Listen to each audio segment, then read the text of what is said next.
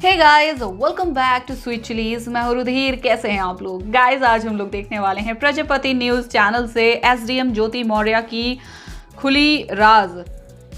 मौर्य का खुला राज। ओके, हुआ बड़ा खुलासा। एसडीएम ज्योति मौर्य लेटेस्ट न्यूज़ आलोक मौर्य इंटरव्यू। ओके, स्टार्ट करते हैं वीडियो। तो यार, ये रिसेंटली ये न्यूज़ काफ़ी ज़्यादा स्प्रेड हो रही है और सच्ची बताऊं तो इट्स फील सो सैड।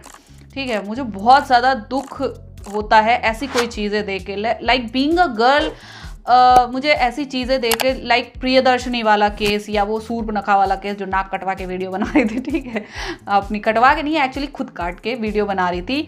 और इस टाइप के जब केसेस मैं देखती हूँ ना, या ये एसडीएम वाला केस देख लो या फेक न्यूज़ जैसे बहुत सारे केसेस ऐसे चलते हैं, ये जब न्यूज़ आती है ना तो मुझे बहुत ज़्यादा दुख होता है। क्योंकि यार, बीइंग अ गर्ल, मुझे ऐसा लगता है कि लोग फिर मुझे भी वैसी ही नज़रों से देखेंगे। ठीक है, और ये चीज़ हो भी रही है। लाइक अभी बाद में मैं इसके बारे में बात करूँगी। ठीक है, तो पहले ये वीडियो देख लेते हैं और उसके बाद में इसके बारे में बात करेंगे। प्रजापति न्यूज़ की इस वीडियो की ओरिजिनल लिंक आपको डिस्क्रिप्शन में मिल जाएगी। Do check it out.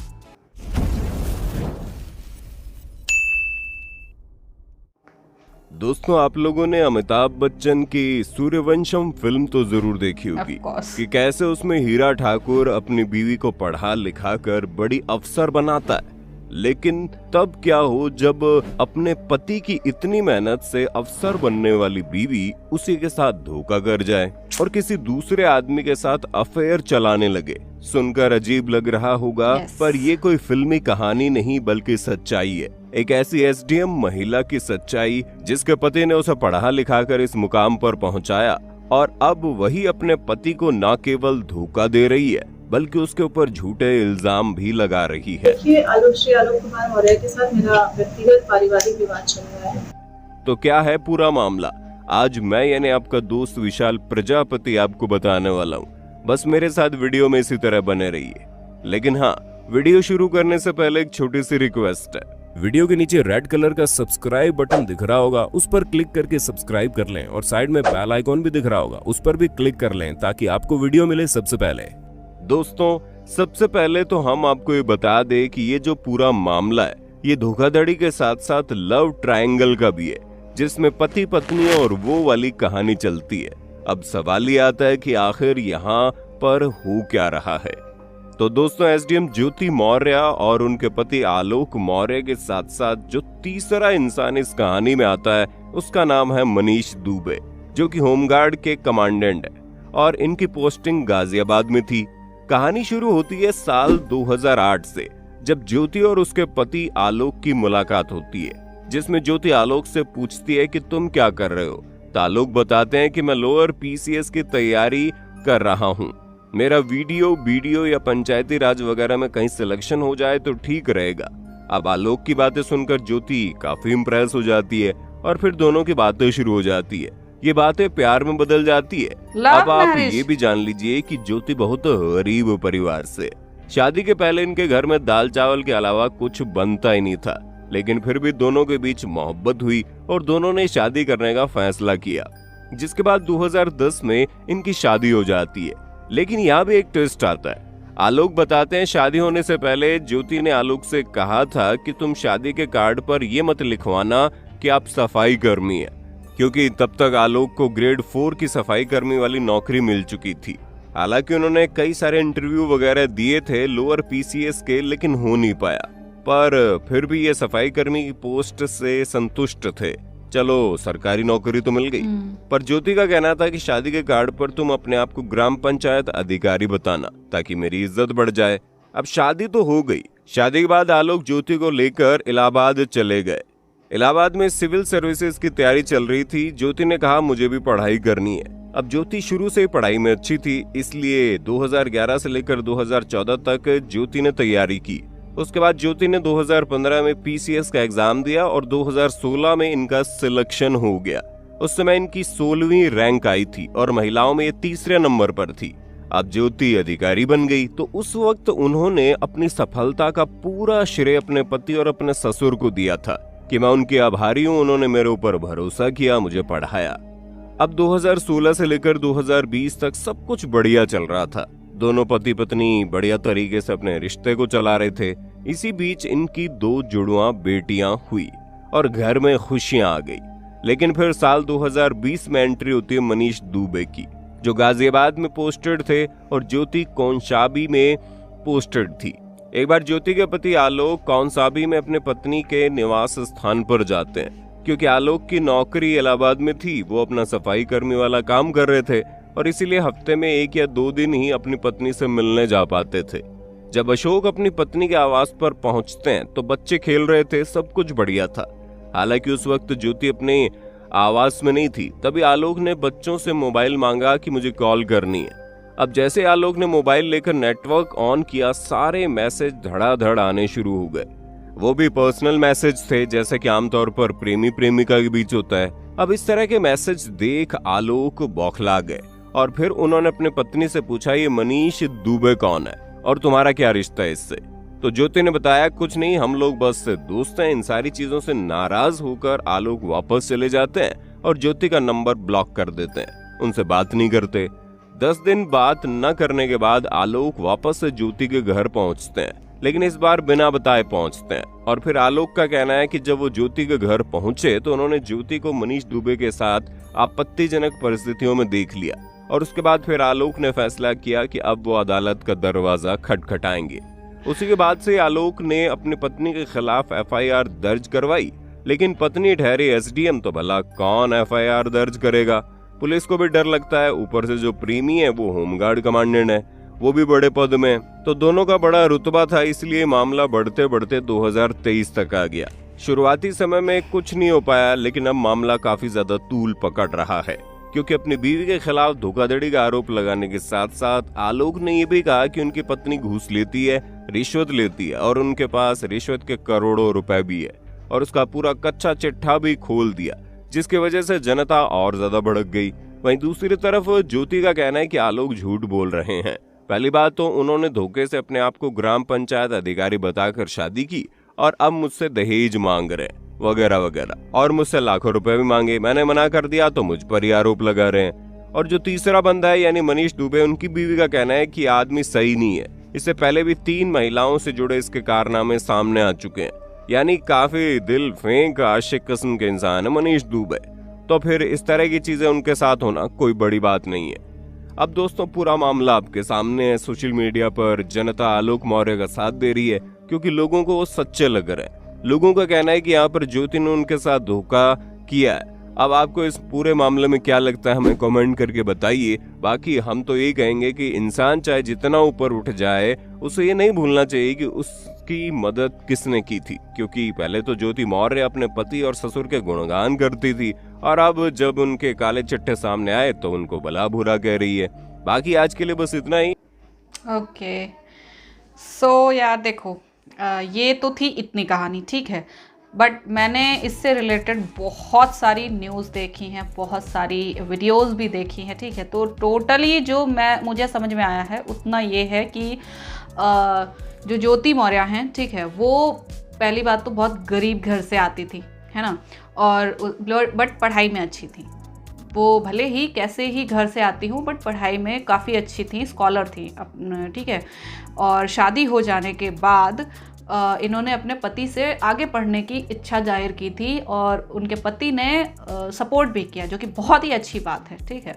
Like such बताऊँ तो आज इंडिया में अभी भी बहुत सारी ऐसी औरतें होती हैं जिन्हें या तो शादी के बाद पढ़ाई लिखाई अपनी छोड़नी पड़ती है, जॉब छोड़नी पड़ती है, ठीक है। बहुत सारे काम ऐसे होते हैं जो छोड़ने पड़ते हैं उन्हें, सिर्फ अपने गृहस्थी और बच्चों पर ध्यान देने को बोला जाता है उन्हें, ठीक है। तो इस तरीके का अगर ऐसा माहौल है यहाँ पे, तो ऐसे में ज्योति मौर्य को उनके पति ने सपोर्ट किया, आलोक मौर्य ने सपोर्ट किया, और वो बहुत अच्छी बात थी, है ना। और काफ़ी ओपन माइंडिंग की बात है ये चीज़ें, तो it's really thing of praise, ठीक है।